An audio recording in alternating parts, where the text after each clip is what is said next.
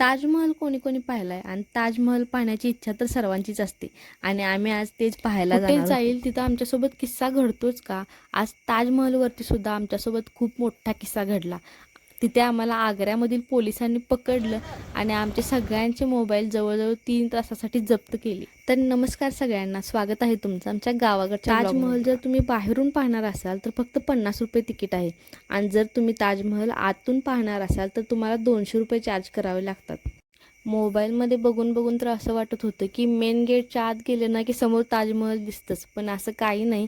Main गेटच्या आतमध्ये जाऊन सुद्धा भरपूर भरपूर आपल्याला चालावं लागतं. तिथून आणि 2-3 गेट आपल्याला पार ताजमहलच्या करावे आत लागतात, गेल्यानंतर तेव्हा ना कुठे आपल्याला जाऊन 20 रुपयाचे ताजमहल सॉक्स बघायला भेटतात. भेटतं. ते सॉक्स घालूनच आपल्याला ताजमहलच्या आत जावं लागतं, जेणेकरून ताजमहल स्वच्छ राहण्यासाठी त्यांनी किती बारीक गोष्टीकडे लक्ष दिले पहा. तर आमच्यासोबत काय किस्सा घडला सांगते. आम्ही ताजमहल समोर रील्स बनवत होतो आणि तिथे रील्स बनवणं अलाउड नाही, आम्हाला कोणाला माहीतच नव्हतं.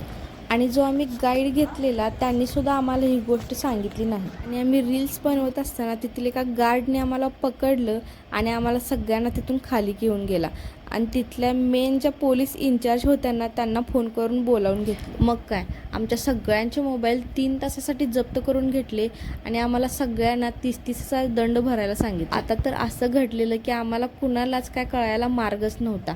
आम्ही सगळेजण खूप घामे आणि ते आम्हाला बोलत होते की तुम्ही स्मशानभूमीत जाऊन कधी डान्स करता का? मग तुम्ही इथं असले व्हिडिओ कसे काय बनवू शकता? तेव्हा आम्ही त्यांना सांगितलं की आम्हाला कुणाला डान्स करताच येत नाही, तर आम्ही डान्सचे व्हिडिओ बनवूच कसे? तेव्हा त्यांनी आमच्या सगळ्यांचे मोबाईल चेक केले आणि कुणाच्याच मोबाईलमध्ये कसलेच डान्सचे व्हिडिओ जेव्हा दिसले नाहीत ना, तेव्हा त्यांनी आमच्या सगळ्यांचे मोबाईल परत दिले. मंडळी, तुम्हाला वाटत असेल ही गोष्ट खूप छोटी, पण आमच्यासोबत जेव्हा हा किस्सा घडला ना, तेव्हा नंतर फोटो काढायची सुद्धा इच्छा राहिली नाही. पण मंडळी, ताजमहल पाहण्यासाठी खरंच खूप छान होतं आणि ते एवढं पांढरं होतं ना की त्याच्याकडे पाहताना डोळ्याला सुद्धा त्रास होत होता. तर चला, आजसाठी एवढंच. भेटूया पुढच्या व्हिडिओमध्ये. तोपर्यंत धन्यवाद.